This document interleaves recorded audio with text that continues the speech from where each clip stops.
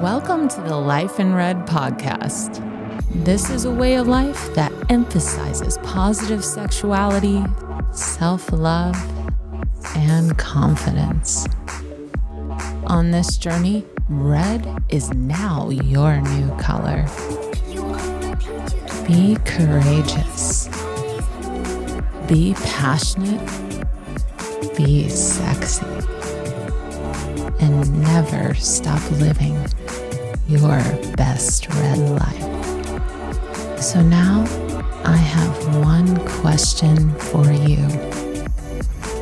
Are you ready to live your life in red?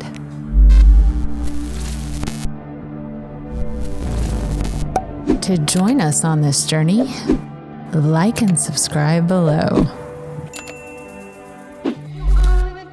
Welcome to the Life in Red podcast. I'm Brittany, your host, and today we are joined with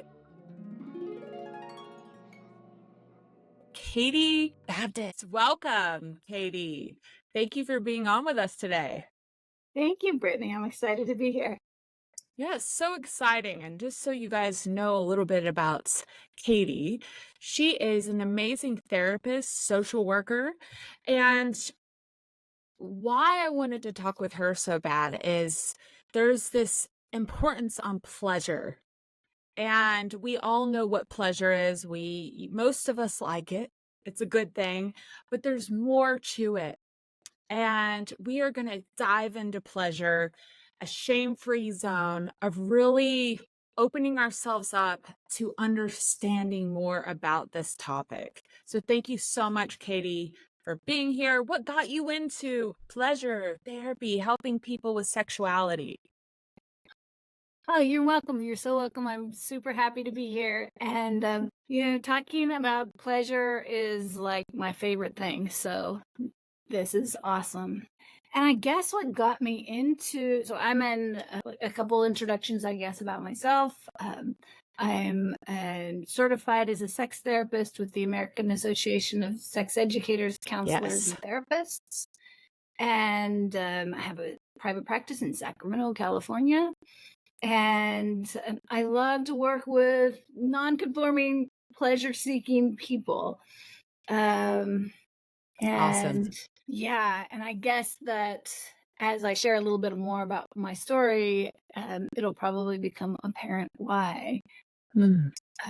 So I think that I originally got on the road to being a therapist who encourages and gives permission for pleasure because as a young person myself, I felt a lot of shame around my pleasure. And I don't even think that anyone necessarily was trying to shame me. I actually come from a really wonderful family. Right. But nonetheless, I experienced this huge disconnect between what feels good in the body and the mental story that I was telling myself that it meant. Why you liked it? Was this okay? I don't know about you guys, but I think it's time to take the mask off, based on what I'm hearing. Here we go. Yeah. And it became apparent really pretty early as a child that it was not okay to experience just the human body feeling good. And then I tried to suppress that, but when we suppress pleasure, it doesn't go well. No, I relate so much to you. At a very young age, I would say, I heard the community, is it the Zoomers are calling it mega sexual? Yeah, it's the new thing, guys, mega sexual. So I experienced as a young child discovering parts of myself, and I was like, "Ooh, this is nice," and then I was like, "Something's wrong with me. This is bad." I get that. Right. And, and I can remember as a child, these first couple of times discovering this is something that feels really good in my body. And I can remember that just kind of innocent purity of that feeling. And then my really well-meaning mom, suggested that that's a feeling one should save for one's husband. And lucky guy. so much shame. Yeah, that feeling in your body is not for you. It's for somebody way into the future that you haven't even met yet. I so relate to this. I would get caught. Um, I- at a Yeah. very young age. And I know y'all know what we're talking about. We're on YouTube, so we got to be good. I would get caught with the kitty at a very young age. And I didn't know you weren't supposed to do that in front of people. I didn't Yeah, know you don't come with a manual as no, a you don't know it's 4-year-old. right. No. Right. Right. And for parents to, as a parent myself, because I have a couple of kids that are young adults now, but I really had to unlearn that response. And Yeah. how can I encourage my children to explore their bodies? Let them know this is something you can go do in a private place. It's not appropriate everywhere every time, but how can we still like celebrate it, really Mm, celebrate pleasure? it's beautiful. I had a similar thing. I think she'd be okay with it. My daughter, same thing. I had a chance to rewrite the story. You have that moment as a mother. You get to rewrite how this goes for I'm getting goosebumps. You get to rewrite this for her. And I walked in and I was like, good for you. And she's like, Mom, what are you talking? And I was like, you good. And I shut the door. I was like, Brittany, I love that. I love that you did that. it was just I was like, you have a choice in that moment. It's like Yeah. to be like, what are you doing? Like, okay, okay, okay. No, right on. Yeah. And then she still didn't like that either, but it was still better than, shaming her. And most of us have such sensitive shame antennas. I mean, I do to this day I have do too. super sensitive shame antennas. And if there's even a hint that somebody is shaming, then that has huge so that's why I became a therapist working with sexuality, because as a young person talking to therapists, my shame antennas were up, and sure enough, like there were therapists who weren't prepared. Maybe they were doing their best, but most of us really aren't trained in how to support people around sex either. So They I think wanted maybe you're my getting honesty I'm as sorry. statement. Yeah, I know. Sorry. Sorry, this is So I'm so excited to talk to you about this. This is so good. That's really me too. awesome that you got to where you are doing that, because you're right. The doctors my mom brought me to get a physical. They did a physical at a very young age, a male physical, which was traumatic for me with my upbringing. Yeah, I feel it in my nervous system. Oh, I Yeah. feel it. I didn't even know that Yeah. it affected me, and something was wrong because she's doing this and we want to make sure she's okay. Well, the immediate thing the doctor said, the pediatrician, was, is there something going on at home? And so it's all this attention, and you're like, this is private. Maybe not. You don't know. It was just I get it. It's so beautiful what you're doing, because there's an epidemic of shame, a lack of connection and vulnerability. And this is beautiful around this topic in particular. Yeah, I think it's really important. Mm-hmm. Well, so let's get into it. We're talking about pleasure today and alternate forms of pleasure, and we'll get into where you have three different, you basically come up with, how would you describe it? Like it's like there's three main topics that you were talking to me about surrounding pleasure, sovereignty, and relational ethics. Right. And how does this play into what we're talking about? These three main things. Yeah. Thanks for that question. Yeah. Yeah, I like to think of them as three pillars that kind of hold up healthy, aligned sexuality, sexual interactions.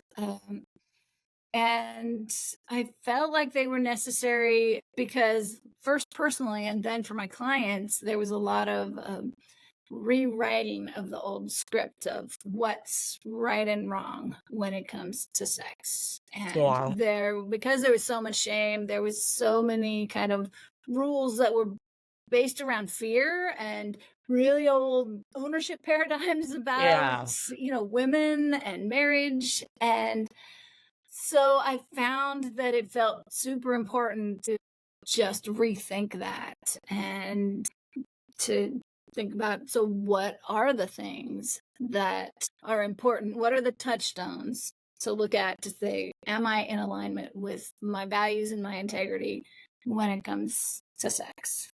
And so, Yeah. yeah, these are the three that I came up with: pleasure and sovereignty and Tea. relational ethics. And of course they interweave and they're kind of, there's some overlap, but I think that they're three important facets of the same thing. Well, we're going to dive into all three of those and break those apart today. Because first, when I heard the word sovereignty, I'll be 100% transparent. I had to Google the definition of what that was. Sorry, guys, not a rocket scientist, didn't pay attention to the dictionary, but I know what pleasure is.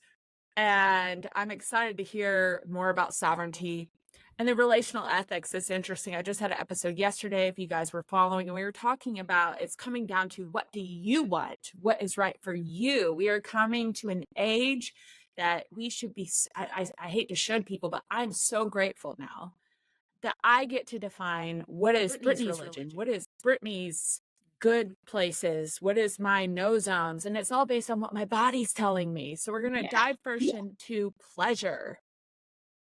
And what do you define as what pleasure is, like, for an individual? Like, what would you describe as pleasure? Because I know it's not just sex. Mhm, mhm. No, absolutely not. It's so much broader than sex.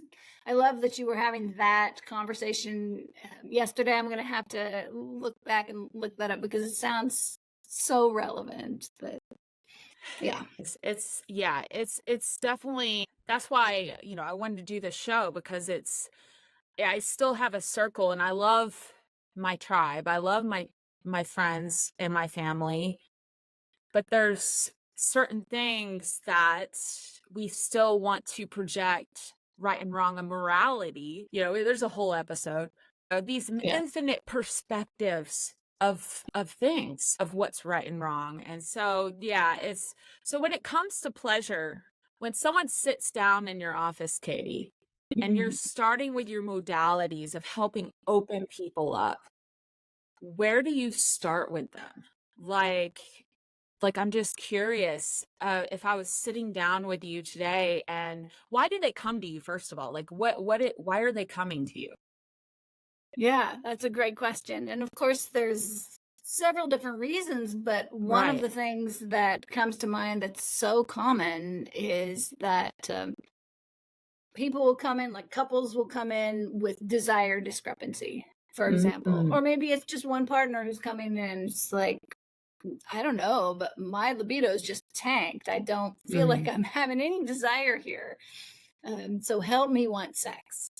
And so this is what I hear so much of the time is, help me to want the sex that my partner wants me to want, because then things would just be so good if I could just get on board with the kind of sex that my partner wants. But the problem with that is, one, traditionally we've had a super narrow definition of what sex means. I mean, if we ask the listeners here, most of them could probably come up with what that narrow definition was. It's like, this tab goes in this slot and that's sex, right? And so it's important to reorient from desire to pleasure. And I owe this understanding to some amazing sex educators that I've had the privilege of being taught by, one of which is Emily Nagoski, who wrote the fabulous book Come As You Are, and has a new one, Come Together, and I highly, highly recommend. But what she says constantly is, pleasure is the measure, not desire. Desire is gonna, sometimes we feel it and sometimes we don't. And some people have spontaneous desire. They just wake up every morning and they want sex, and a lot of people don't. A lot of people Mm, have more receptive desire, and so they have more the kind of the desire that, if something's feeling good and I want to want, like I have at least a willingness to explore, or I want to explore, but I'm not feeling it yet. Pleasure is an excellent inroad for right. those people, because pleasure is just about what feels good. So, Well, let me and ask you this. Like yeah. what you just said, something profound to me. It's something that I want to dive into the rabbit hole so bad. It's desire and pleasure is Hmm. two separate things. Hmm. So we have the idea of like personally, like I went to last night, like a kink meeting. I'm very open about it. I choose to not have a nickname. And it was interesting watching everyone because it was like they're experiencing pleasure through Yeah. pain and different Yeah. things. Right. So if one had a partner who was not into that, now I am all about honoring yourself. If it's not something you want to do, don't do it for anyone. That's my personal belief. But if you haven't explored it, you don't know. So what's the difference? Because I experienced through fluctuation of hormones right before my cycle, I'm like down. I That am super makes sense. down. Yeah. But throughout the month, depending on who I'm with, like how would I induce pleasure as self-discovery? Like how do you induce pleasure versus desire? Like this is interesting to me. Right. Okay. So, like, if you're not particularly feeling desire, Right. Um, What do you do? yeah, yeah, exactly. So one of the assignments that I'll sometimes give clients who are, partners, and they're here and they clearly want to figure this out in a way that feels good to both of them. Sometimes an assignment I'll give is, well, see if you can find one part on your body that would like touch, even a little touch, like, maybe it's just like your face and this kind of Right. feathery touch feels good here. Or maybe it's a hand massage because you've been typing a lot and it's cramped. And so how can you just start to experience what feels good? Mhm. And then, so there's a lot of different levels of this. And sometimes that's the only assignment that I'll give, Is explore. um, is explore. Experiment. Yeah. And while you're doing it, see if you can be as specific as possible about how much pressure you want. And um, okay, now as you're touching me here, I'm noticing that I'd enjoy it here. So sometimes the touch can travel in really lovely ways. Um, and sometimes it doesn't happen that way. And what the learning is instead is I get to say no. I actually Right. get to say no. That's And powerful. that's powerful. That's the And like yeah. right, no is when you can really say no, then you can say yes. And I think Yes. not until you know you can say no, and this is the sovereignty piece, not until you know you can say no, can you really fully say yes. Wow, and that's what I was so impressed with the kink community as I've never seen more respected nerd boundaries in my life. They have Yeah, boundaries down. There is yeah, no they do. why don't you like this? They have no down.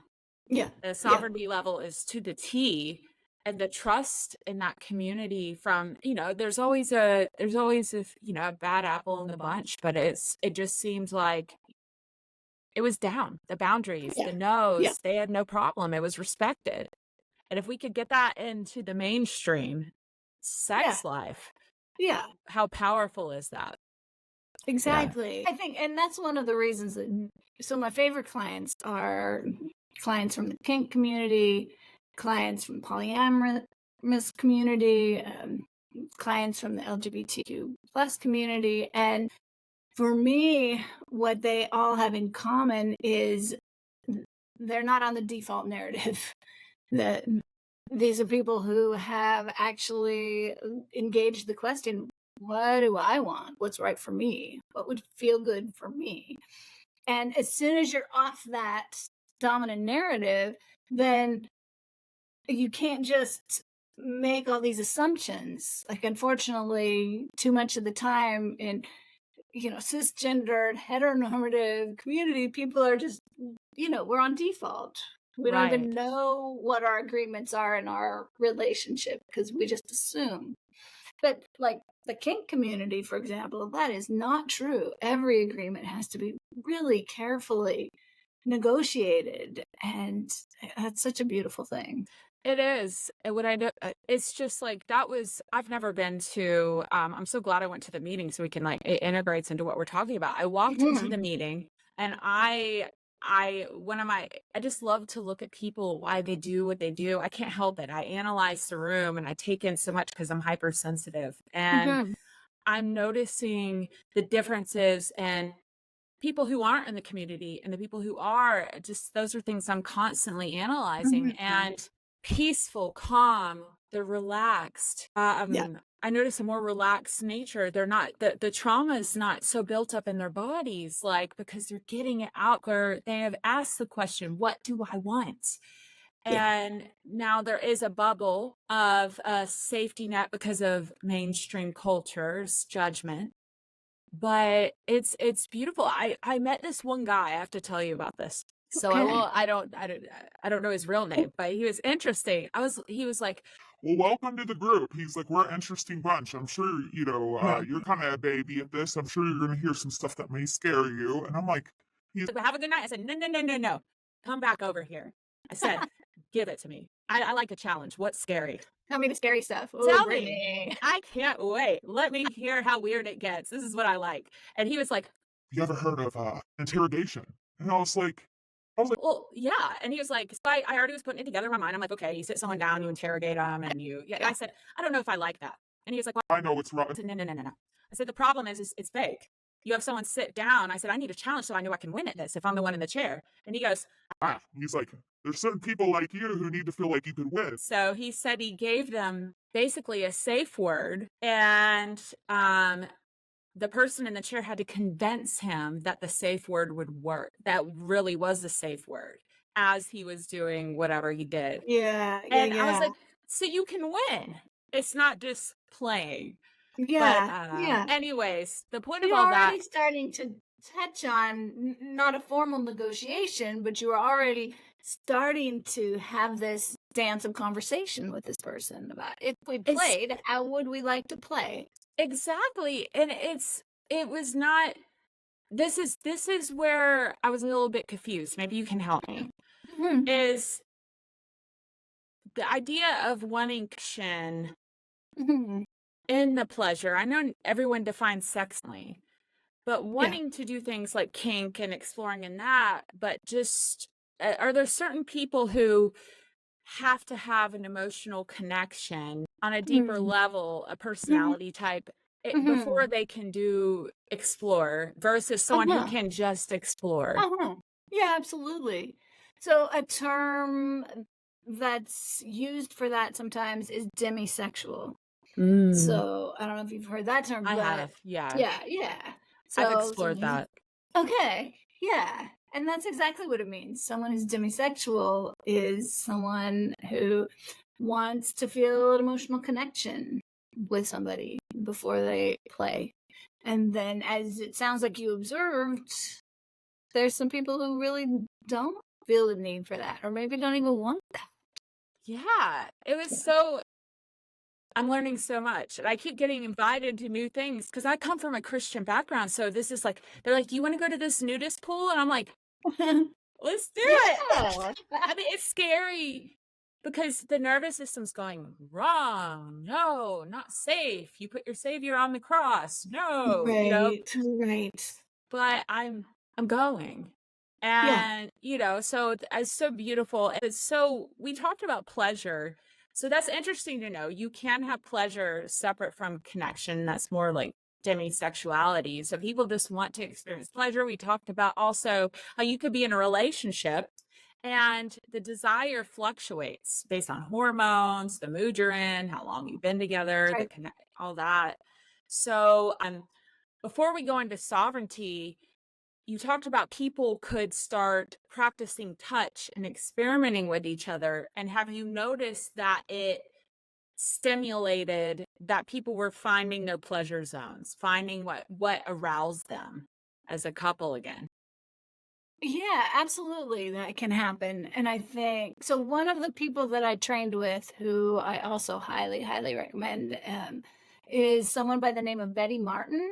And she has something called the Wheel of Consent. And there's too many layers to it to go into it now. But what she did that's so beautiful is she really separated out the question of who is this touch for? So it's important to know right now if I was touching you, like your hands, am I touching your hands for your pleasure or for my pleasure? Because if it's for your pleasure, then I'm going to want to know exactly how do you want to be touched? Because so Interesting. much of the time people may think they're giving someone else pleasure, but if they don't ask, they don't know. They might be giving them No. what they'd like. Or then the other half of that is, am I touching your hands for my pleasure? There's a completely different quality to that touch. Yeah. And they're actually both good. And that's one of the most important things for people to learn, because we mostly learn to serve. When it comes to sex, to serve Selfless. is good. Yeah. And Yeah. the idea of taking pleasure feels really unfamiliar and scary to us. There's But if shame a in that. partner is willing, yeah, touch my hands however you like. They're here for you. Then what a pleasure to be able to provide that. And so a big part of what I do with couples is piece all those things apart. Who's taking the action and who is it for? And Wow. when you can separate those, yeah, a lot of magic can happen. I'm getting goosebumps. Like, that's so crazy because I've had past relationships and the poor guys had to be with someone who's like all these Virgo placements. Oh, like I can't help. I'm just taking in stuff. And I'm like, I would have shame around me receiving. And only in the past 2 years did I even have the big.